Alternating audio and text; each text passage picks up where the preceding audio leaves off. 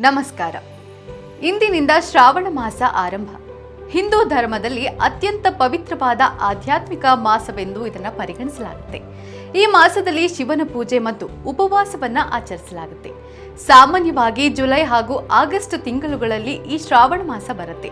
ಈ ಮಾಸದಲ್ಲಿ ಕೆಲವೊಂದು ನಿಯಮಗಳನ್ನು ಧಾರ್ಮಿಕವಾಗಿ ಹಾಗೂ ವೈಜ್ಞಾನಿಕವಾಗಿಯೂ ಪಾಲಿಸಬೇಕಾಗುತ್ತೆ. ಅದರಲ್ಲಿ ಈರುಳ್ಳಿ ಬೆಳ್ಳುಳ್ಳಿ ಸೇವನೆಯೂ ಒಂದು.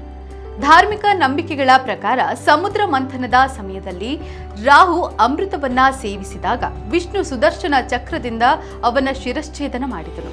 ನಂತರ ಅವನ ದೇಹದಿಂದ ರಕ್ತವು ನೆಲದ ಮೇಲೆ ಬಿದ್ದು ಆ ರಕ್ತದಿಂದ ಈರುಳ್ಳಿ ಮತ್ತು ಬೆಳ್ಳುಳ್ಳಿ ಮೊಳಕೆಯೊಡೆದವು ಎಂದು ಪುರಾಣಗಳು ಹೇಳುತ್ತವೆ.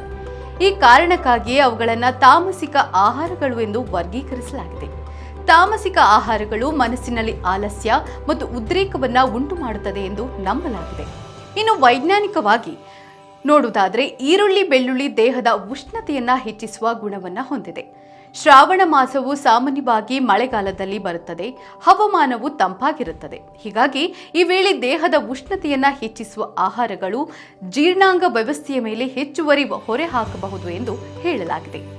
ಇದೇ ರೀತಿಯ ಮತ್ತಷ್ಟು ಸುದ್ದಿಗಾಗಿ ನೋಡ್ತಾ ಇರಿ ವಿಶ್ವವಾಣಿ ಟಿವಿ ಸ್ಪೆಷಲ್.